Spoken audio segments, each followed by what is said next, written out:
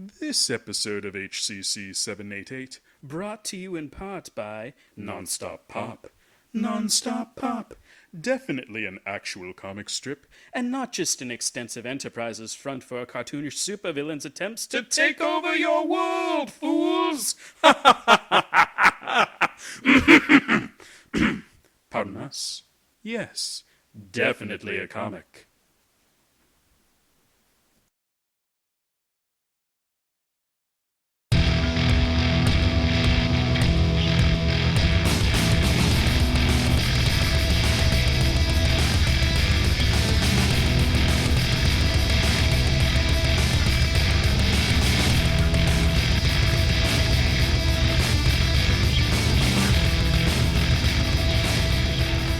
Hello everybody, Hooded Cobra Commander 788 here, and it's time for another vintage G.I. Joe toy review, and it's the first video of the month, and that means we are going to look at a vehicle. But we're really mainly looking at a figure, because the vehicle, Destro's Despoiler, is far less important than Destro himself. Way back when I reviewed version 1 of Destro, I announced that this channel had hit 1,000 subscribers. Well, now this channel is close to hitting 2,000 subscribers, and when we hit 2,000 subscribers, we have some special announcements coming. So make sure you share this video so we can reach that goal even faster. Grunt! Grunt! Grunt!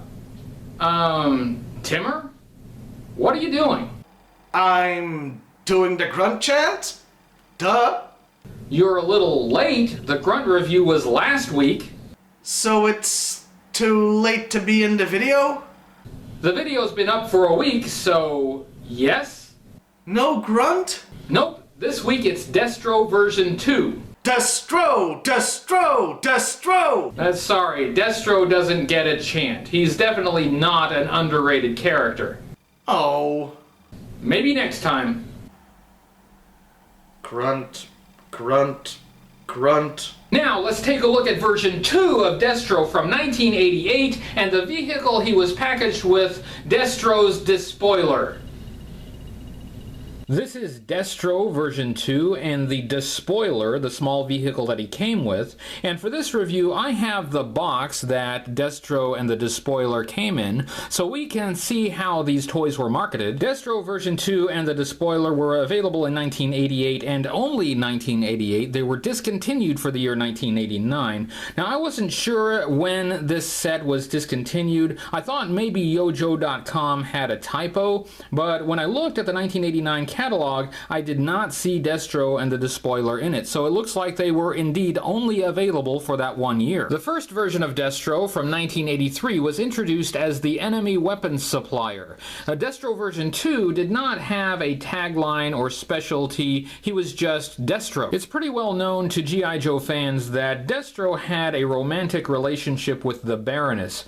Now, the Baroness was with Cobra before Destro was, but their connection predates either of their involvement with Cobra. Destro's interests were often at odds with Cobra Commander, and he put the Baroness's loyalty to the Commander to the test. This version of Destro was introduced as the leader of the new sub-team, the Iron Grenadiers. The basic Iron Grenadier soldier was also introduced in 1988, and they were billed as Destro's elite troopers. And they had Destro's aesthetic with basic black and red and gold highlights, and they also had, like Destro, a ceremonial sword. The Iron Grenadiers started out as Destro's personal bodyguards. In issues of the G.I. Joe comic book, we see a private army that is loyal to Destro, and they were probably the prototype for the later Iron Grenadiers. Let's take a look at the box. I don't often get boxes, so it's kind of nice to have one on this occasion to look at.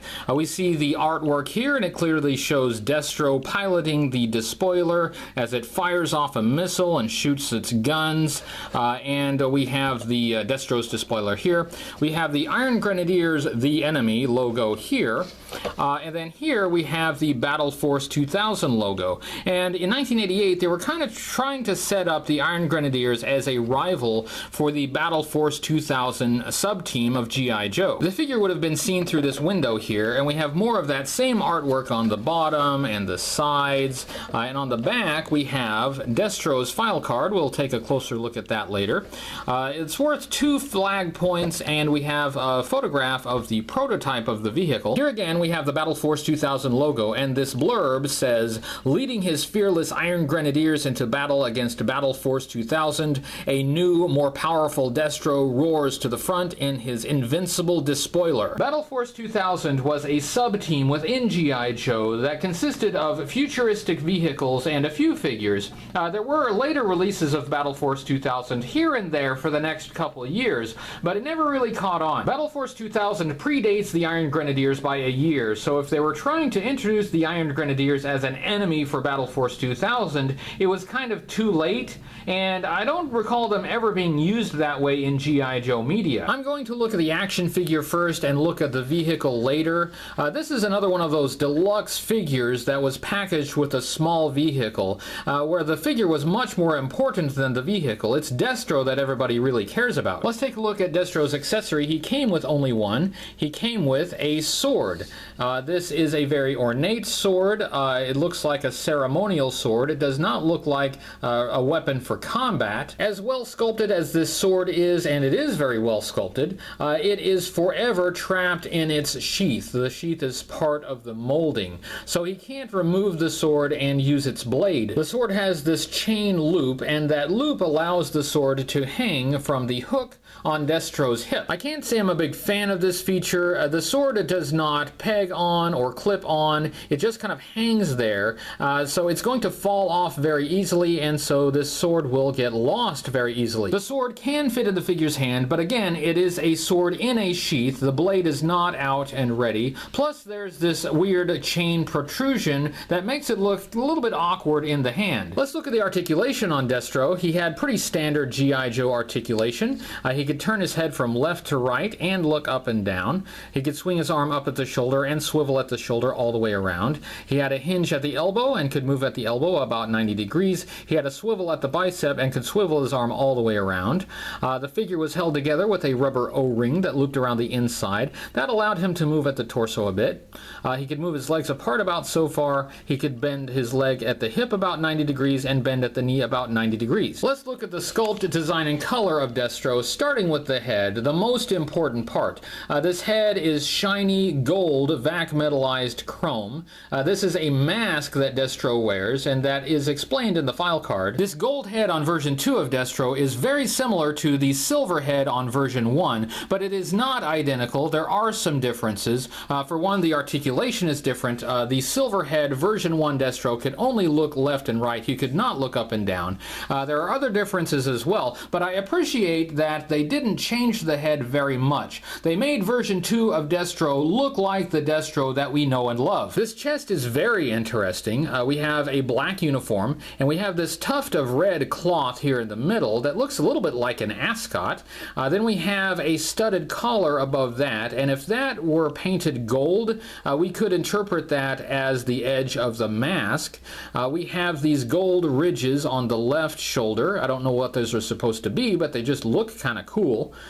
We have this silver rectangle here. Looks like it might be some kind of citation ribbons or something like that. But most notably is the red cape that is attached to the right shoulder. This is a soft goods cloth cape. A really nice, really extra deluxe bonus feature. Very nicely done and really in the perfect colors for Destro. The arms continue the black uniform theme. They have long sleeves with some details here and there. Black gloves, but no color, no paint applications on the arms at all. Gone are the wrist rockets from version 1. Those don't carry over to version 2, and I think that's too bad. Those wrist rockets were kind of cool, and they got some use in the G.I. Joe comic book. On the waist we have a very simple gold belt, and we have a gold chain, and I think that chain is supposed to look like it connects to the chain on the sword.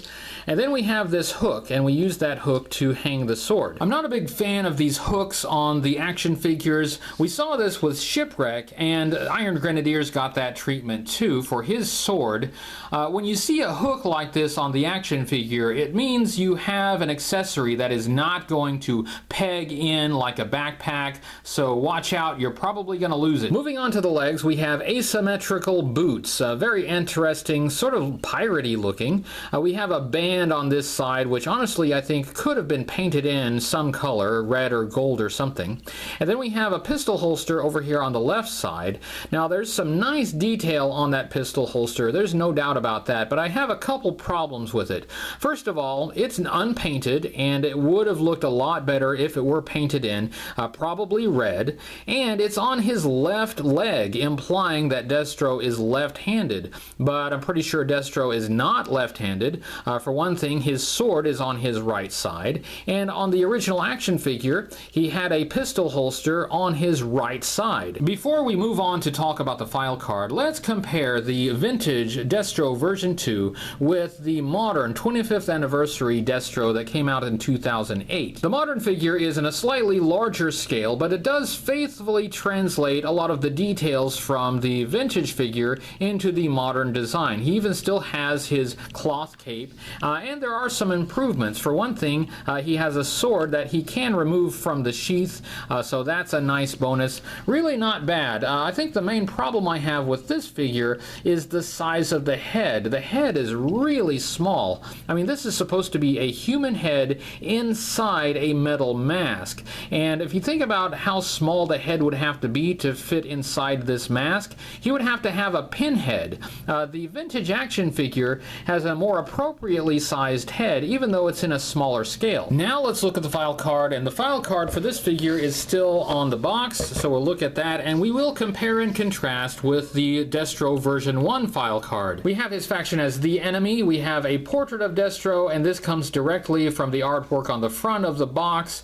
We have his code name as Destro. There's no subtitle here, there's no specialty, it just says Destro. On the original file card, it had his specialty as enemy weapons supplier. On the version 1 file card, we also have file name unknown, but on the new file card, we have a name. His file name is James McCullen Destro. So Destro is not really a code name, that is his real name. His specialty is leader of the Iron Grenadiers and weapons manufacturer. It's nice that they still have that in there. And his birthplace is Callander, Scotland, whereas on the original file card, his birthplace was unknown. This paragraph says, once a major supplier and advisor to Cobra, Destro now pursues his own diabolical aims, building up a small army of Iron Grenadiers from his private bodyguards. He incites unrest in unstable countries, creating new markets for his armament. As his influence grows around the world, he dreams the dreams that Cobra Commander once dreamed. So, no longer content to help other men gain power, men such as Cobra Commander, Destro now wants the power for himself. This paragraph has a lot of information about the history of Destro's family. It says, one of Destro's ancestors started the family fortune by selling arms to both sides during the English Civil War. One ancestor was caught in the act by Cromwell's men and was made to wear an uncomfortable steel mask. In parentheses, they had to punish him, but they still wanted his weapons. Since that time, the lairds of Destro's clan have worn the mask with pride and passed it down to succeeding generations. So this mask that Destro wears is a family tradition that dates back to the English Civil War, which was fought from 1642 to 1651, and it led to the execution of King Charles I, the replacement of the monarchy with the Commonwealth, and the rule of the Protectorate under Oliver Cromwell. So this file card is a nice little history lesson. It even mentions Cromwell. This use of the steel mask as a punishment is inspired by the Man in the Iron Mask, which refers to a real French prisoner in the late 17th and 18th centuries.